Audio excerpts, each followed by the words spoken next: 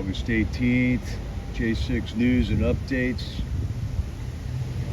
God's movie set.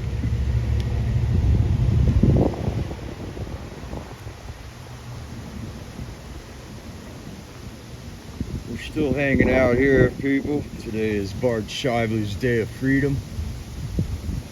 And we are looking for his imminent release. Hello, MW. How you doing, man? Or how you doing, Patriot? I don't know.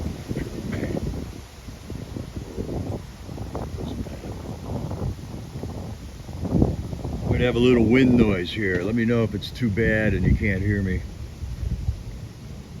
Bart is not out yet. We're waiting out for his release. Hello, Gene Shannon.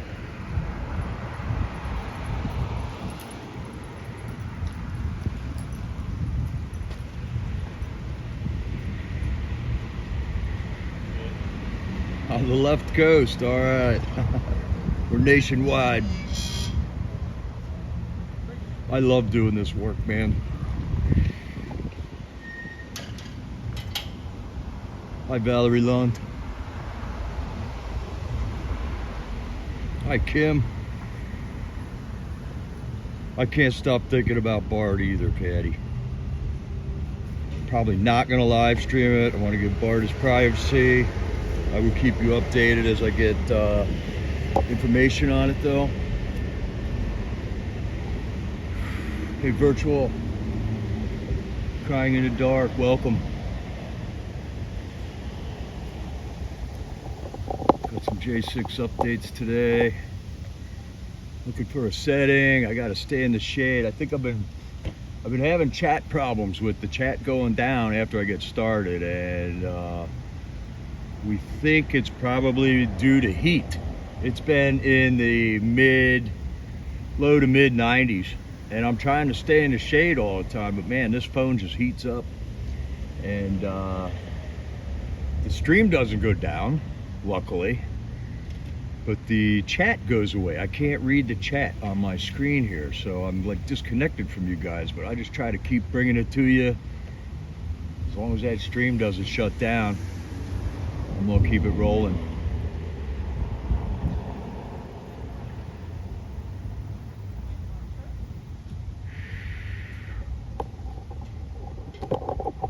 We got this nifty chair here.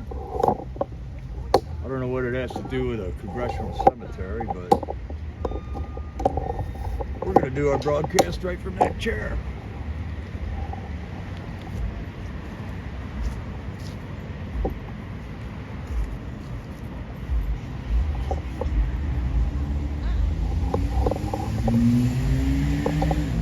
So this chair is gigantic.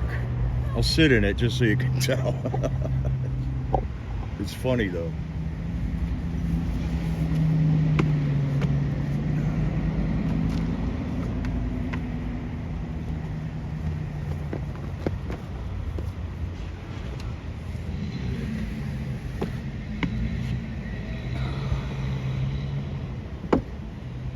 It's gigantic.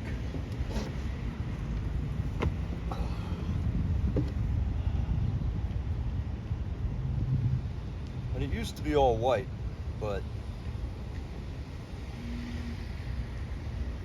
they gave it rainbow colors for Degenerate Month, or I mean Pride Month.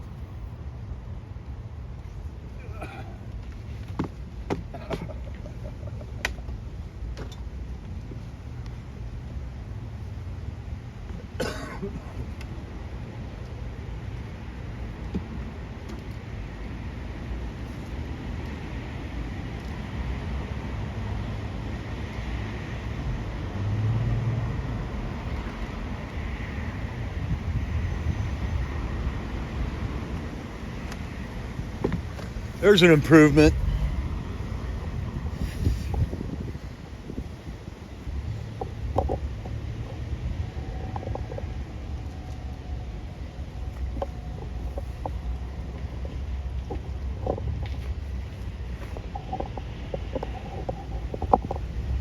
We'll get set up here. It's in the mid 80s today, so I'm hoping we don't have any, I'm hoping I can still see the chat. And let's get started.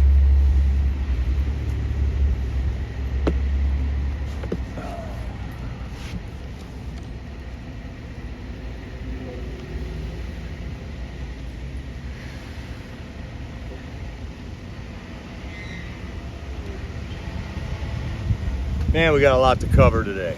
There's been tons of stuff happening with the J6ers. They're close to go, are they?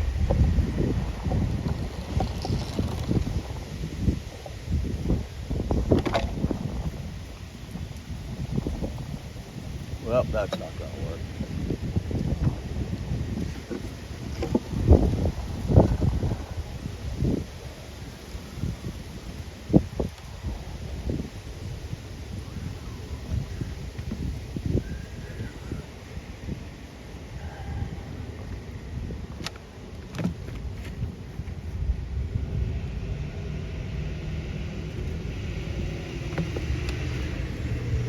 All right, first off, silly for him, my most excellent mod has begun to timestamp my live streams from the vigil every night, which I think helps a lot. So let us know in the comments if that helps you.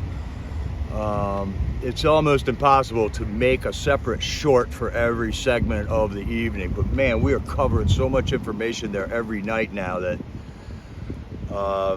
it's really, if you want to stay up on the J6 news and whatnot there, you got to tune into that and just watch it. Plus, there's excellent flag waving every night. We got some good flag wavers there. I'm really proud of them. So if you go to that video, go into the comments, there will be a comment from Silly for Him. It will have timestamps on it. Just click on the time, the highlighted timestamp, and it will take you directly to that part of the video. But only if you're subscribed, if you're signed up to YouTube and subscribed to my channel. Then you can, I think, participate in those timestamps. I think you got to be subscribed in order to participate in the timestamps. At 58:22, Deb and Tommy gave an update on the Mike Lindell Election Summit. Mike Lindell is going over, having a discussion on how we can secure our elections. The number one problem in this country right now is not global warming. It is secure elections. Without secure elections, we the people don't run this country. This is our country. At 1:03:56, Sherry gave an excellent message on unity.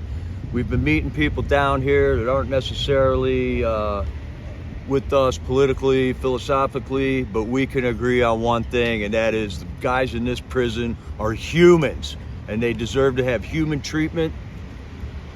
And anything short of that is not what we're gonna accept. Every day, it seems, an ambulance drives into that prison.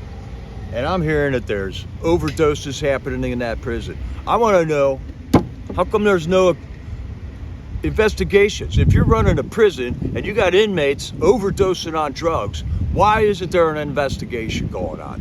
Who's letting the drugs in? It's total unaccountability. If you didn't know, freedomexpressmedia.com is David Valentine's website. He's a live streamer. He's been live streaming for over a year and a half, going all the way back to the People's Convoy and the 1776 Restoration Movement.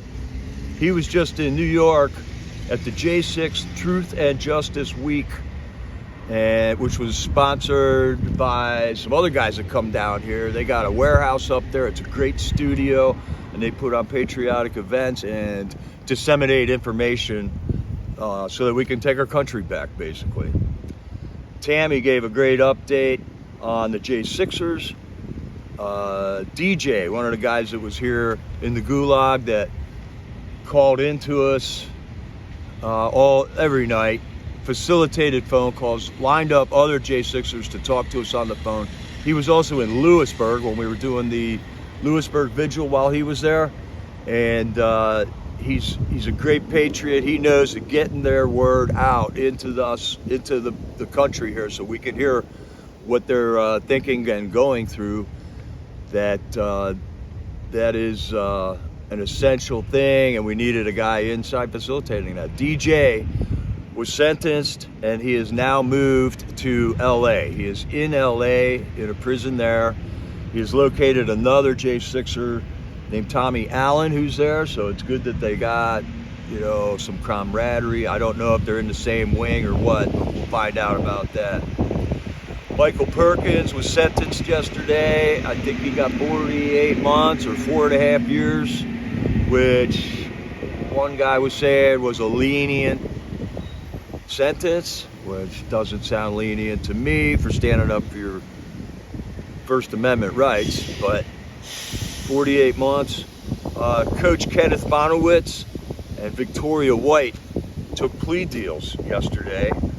And then Tammy gave just a brief talk on plea deals. When you're looking at 15, 20 years of prison on trumped up charges for standing up for your First Amendment rights at the Capitol of the United States of America, it's easy. You got to go into negotiation about everything, and plea deals is something that they put on the table and try to get you to agree with, because then the prosecutors don't have to go through the motions and don't have to have a court case, and they basically freak you out so you accept a plea deal. And it's a personal decision. Well, I can't judge anybody for taking a plea deal. Many plea deals have been taken, and you not only take a plea deal, but you sign away any right to appeal, and you sign away some of your other rights to take a plea deal. So any of these J6s that are taking plea deals, it is understood. You are making a personal decision. It's not a bad decision. It's not a good decision. It's the decision that you had to make. And it's the predicament that we're all in. And when this whole farce comes out, maybe there'll be some type of an exception made for signing away your right to appeal. I think all these J6ers should be exonerated. They were standing up for their rights. This is America. This is how we operate. It doesn't operate if you can't stand up for your speech, free speech. Then Jeff Sable led us for an awesome national anthem, sang happy birthday to Thomas Ballard. Happy birthday, hero. Happy birthday, hero. And then Jeff Sable stayed on the phone and talked with Tommy about some current news. One of them was something called geo-fencing, which a report came out and said that they were using geo-fencing technology to prosecute J6ers at the Capitol on January 6th. And that technology is relatively new. It's similar to the technology that was used in the movie 2,000 Mules, and they're trying to debunk the movie 2,000 Mules by saying that technology isn't legit. And yet the government has adopted a policy to use geofencing, and they used it 10 times more than normal in their J6 prosecutions. So it is a valid means of investigation, and the government is using it just like we're using it, and Dinesh D'Souza used it in the making of the 2,000 Mules movie, which was might be getting a message here.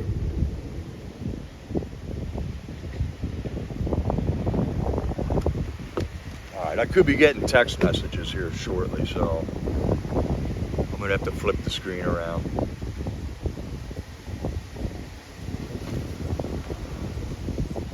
Where was I? Now I lost my place. Oh, the geofencing. Tommy and Jeff were talking. The government uses that technology also. So it's a valid technology. The government's using it. We can use it too. It's not invalid if we use it, but okay, and valid if they use it. It's technology that is used to determine facts. And then Tommy went into, there's new information coming out about Hunter Biden and Burisma and Joe Biden.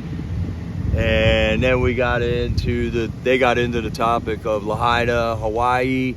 It appears that the electric company is at fault for some of these fires starting. There was some home security footage that showed bright flashes of light in the woods across the street from where people have their doorbell cameras and security cameras.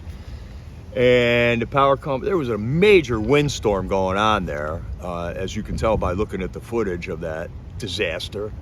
And the power company didn't shut the power off on the power lines in the middle of this gigantic windstorm, which caused the power lines fell during the windstorm, which they do sometimes, but the power company took no measures to make sure there wasn't going to be a disaster fire started by their power lines. All right, and then Ryan Samsel.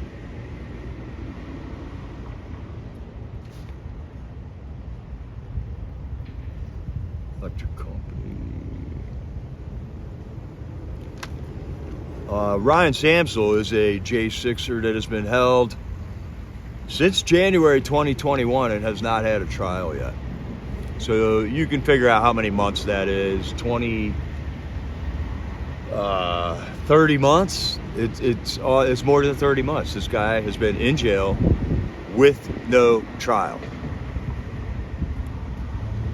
That's against our constitutional rights. If the government doesn't have a prosecution ready to go for you, they cannot hold you indefinitely for a trial. Yet Ryan Samsel, and he's been tortured while he's in there. He's been placed in solitary confinement. I just saw pictures of the solitary confinement room. It's about 3 or 4 feet wide with a door on it. I can't tell how deep it is. It looks like it might be 6 or 8 feet deep. So 8 foot by 4 foot room with a door and a bucket and a little pad this thick to sleep on the floor. That's solitary confinement in this jail. These are inhumane conditions. America, we should be outraged by this. Okay, that's about it for the J6 news. Just trying to breeze through this. Let's see here. I gotta flip the camera around in case I get a phone call here. We are on location at the cemetery that's next to the area where we have our vigil. And the chat is still up. That's a good sign. Hey, silly for him, Shadow. How you doing? All right, so I'm waiting to get messages from people that are waiting for Bart to get out here. We just want to make sure we are ready to go if he gets out. Okay, in other news, we got Hurricane Hillary brewing up down off the coast of South America. Just odd name to pick for a hurricane. I mean, we know she's a disaster, so I guess it was appropriate to name a hurricane after her. Okay, the fire in Hawaii, or on Maui, the island of Maui. Every day I get more information on it, it gets weirder and weirder. I just found out that Herman Andea was the emergency management chief, just resigned. This was the guy who was in charge of the emergency alarms and sirens that would go off on the island if they were going to have a tsunami or a volcano blowing up or an earthquake. And he just resigned.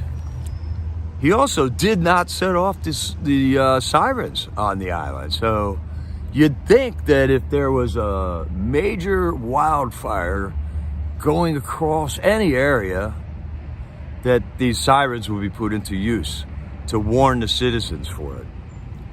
I also heard that the children were at home from school that day, and I'm not sure why, that there was a power shortage. So there's a power shortage enough to keep the kids home from school, but then the power's still on when the power lines start falling in the woods, starting fires. Doesn't add up. No emergency sirens. I saw they have illegalized drone use around the area so that no private camera, no private people can put a drone up to film the carnage that's out there. Which leads us to the only news that we can get is from the emergency response team, which is under the direction of the sheriff there, who's the same sheriff that was the sheriff during the Las Vegas shooting where 56 people died in 2016 or 2017. All bizarre. All bizarre. News came out yesterday that Biden has been using alias emails when he was vice president, and that one of these names is Larry Peters, which led to that pedo. I can't even keep this goofy shit straight anymore. Anyways, Biden's using aliases. So now we have other alias names that they can use to link to other emails and stuff, and try to figure out what was being discussed on the emails that we can get our hands on. Up to Comer. Comer is the one that came out and said this, and there is up to 6 aliases that Joe Biden used while he was vice president. Jim Jordan subpoenaed the DOJ and the FBI pertaining to their policy use on geofencing, and that's how we found out that they had a policy on it and that they used it 10 times more than normal during the J6 insurrection.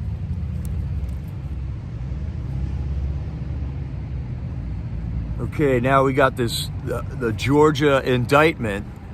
Fannie Willis is the Fulton County DA who brought these charges up, and word is getting out that she was told that had to be filed and on the record by Monday, which caused her to scramble and make a bunch of mistakes that we caught her in. We caught her in these mistakes. And right now there's a state senator named Colton Moore down in Georgia filing articles of impeachment to impeach Fannie Willis.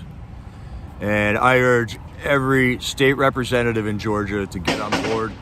They need 3/5 of the House representatives to agree to put a motion forward to impeach Fannie Willis, which would then probably kill that whole prosecution. I heard that Biden's top White House lawyer is all of a sudden jumping ship. That's a good sign. If you were a good lawyer and a big case was coming up, you'd want to be famous. You'd want to make all this money. But no, he's jumping ship. Good luck, Biden. We're after you, bud. We are after you. I saw some clips from a Tucker Carlson interview with Vivek Ramaswamy. Now, this guy, I don't know who he is. He's got a weird name. I know he's a hyper intelligent dude, because you can tell when they're talking. In this and then I heard some stuff where, he's got World Economic Forum ties. Well, I'm not so sure. They put that information out sometimes to smear people. And so I'm taking a second look at Vivek Ramaswamy. He's saying that he's going all the way back to 9/11. How information that the FBI wanted to keep hidden for 20 years from the 9/11 investigations. All of a sudden, sometimes you can keep it secret indefinitely. You can keep it secret for X amount of years. Like the Kennedy assassination papers were sealed for 60 years. Some information that the FBI seals automatically gets released after 20 years. And some information came out about the hijackers, 2 of the hijackers from 9/11, were picked up at an airport by another guy.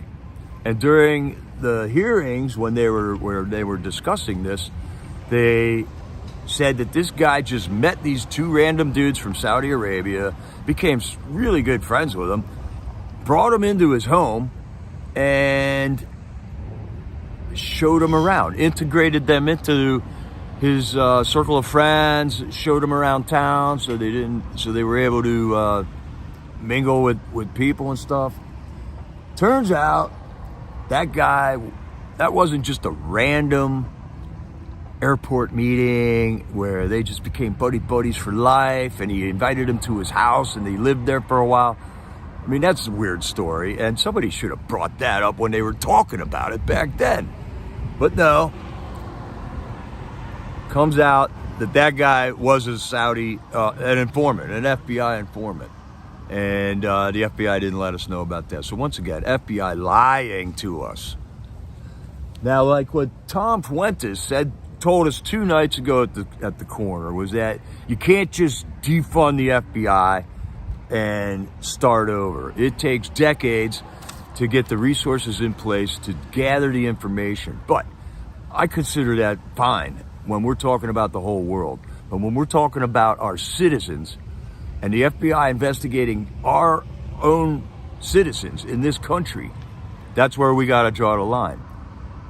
The 7th floor at FBI headquarters got to get swept clean. We got to put new administration in there. There's no way we're going to do that without fair elections.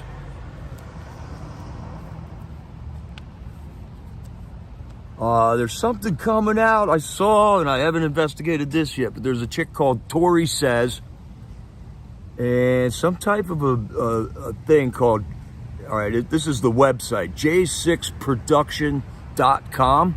She's putting together, claims she has had the security footage from the Capitol all along, which is weird, but I'm going to look into this, and that they're putting together a synopsis of this information on j6production.com. I don't know if you got that one yet, Silly for Him, if you have that link. I just found it moments ago here. Other news, Jeffrey Epstein has ties to Obama. How about that?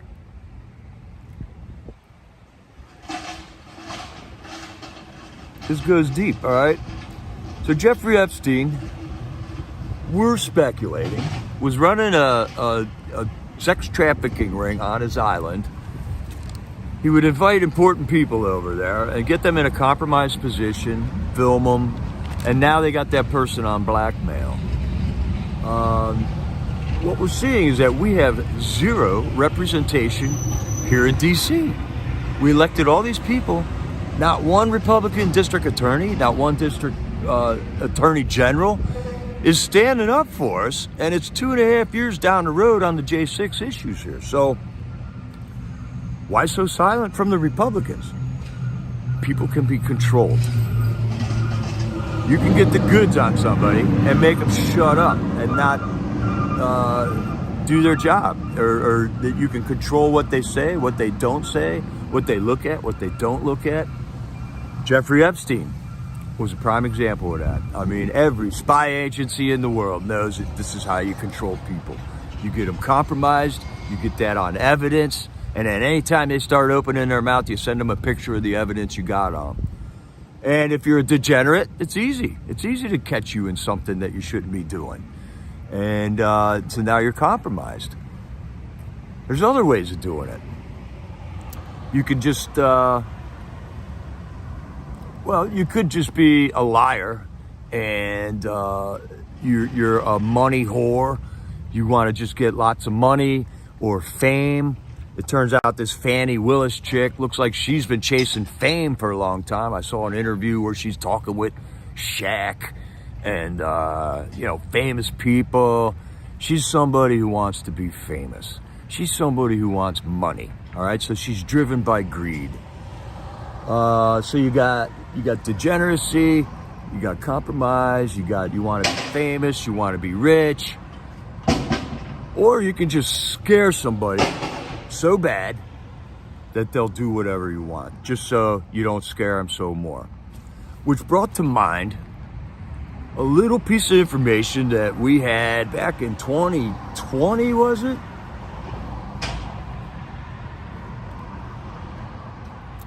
In 2020.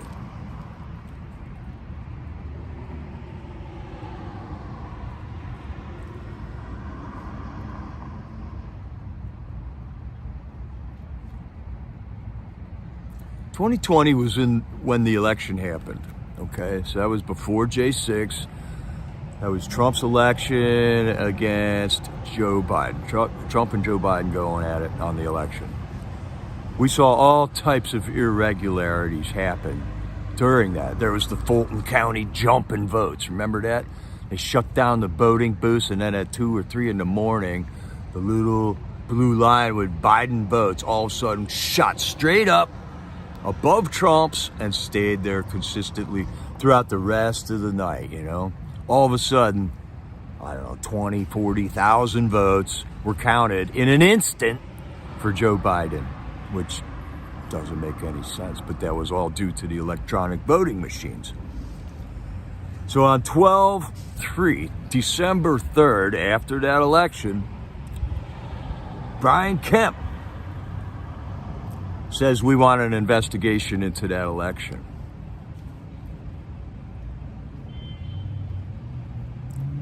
On December 4th, Brian Kemp's daughter's boyfriend died in a car accident. A horrible car accident. And now, Kemp recently said that the election was not stolen. Now imagine yourself in Brian Kemp's shoes. You're a Republican. You just saw an election that had tons of red flags for fraud. You come out and you tell people, we want an investigation into that election. And immediately, the day after, his daughter's boyfriend dies in a mysterious car accident. If any of you viewers got any time today, just try to look up all the old news articles, because if I'm remembering correctly, I don't think the cause of that accident was ever solved. It was a violent car accident, and it was in an automated car. It was in a car with a TV screen in it. And it's been proven over and over that you can hack these cars, you can disable the brakes, you can hit the accelerator pedal. There's been several instances that I've seen where these automatic cars have gone haywire and people have died in accidents. So if anybody's got a lot of time today and just want like a little homework assignment, it'd be cool to put together a little sub-investigation on Brian Kemp's daughter's boyfriend's car accident. Because I remember it, but it was just one of them things, well, gee whiz, they just got to Brian Kemp when that happened. And they did. So Brian Kemp and Raffensperger, he's the Attorney General there in Georgia, are two rhino Republicans that are totally compromised. They are not going to stand up for us. They're not going to stand up for Republicans. They're going to do what they're told for whatever reasons. We have zero representation in Washington, D.C. right now.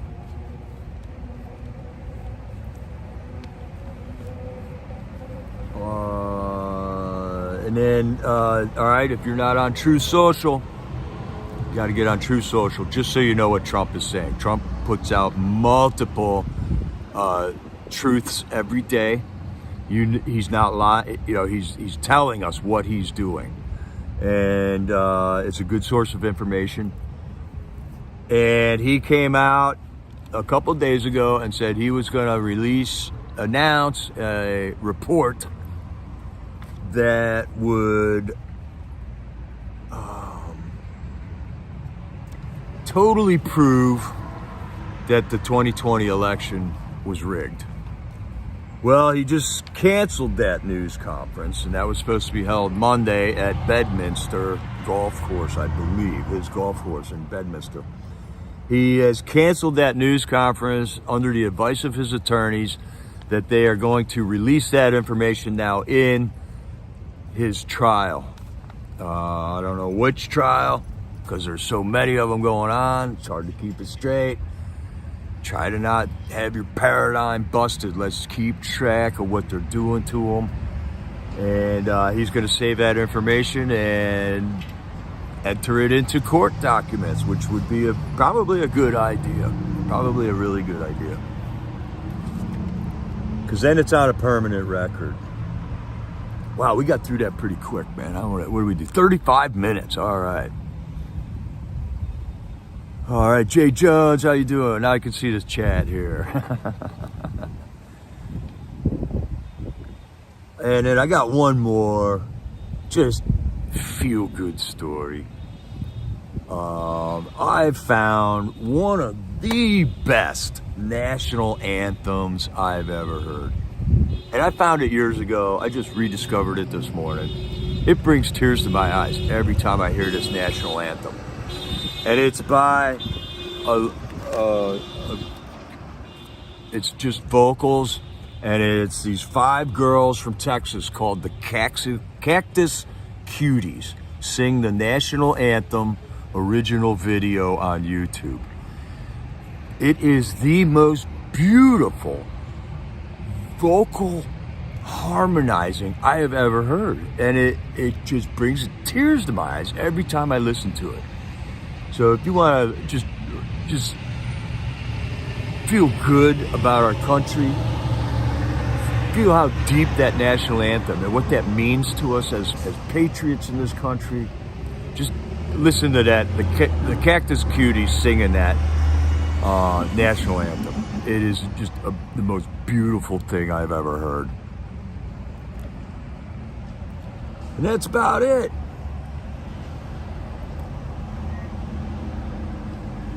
Everything with that Lahaina fire, everything about that fire. We the patriots, we the American people are experiencing death tolls higher than any war we have ever been in right now. So if that doesn't, we're at war. We are at war, okay? We are not warring, but they are warring against us. We got 300 fentanyl deaths every day because the border is open. All that fentanyl is coming in from China through the Mexican border. We got crime rates going through the roof. There you go, Sylvia. You are awesome. If you haven't seen that, oh my man, it gives me chills every time I hear that. Crime is through the roof.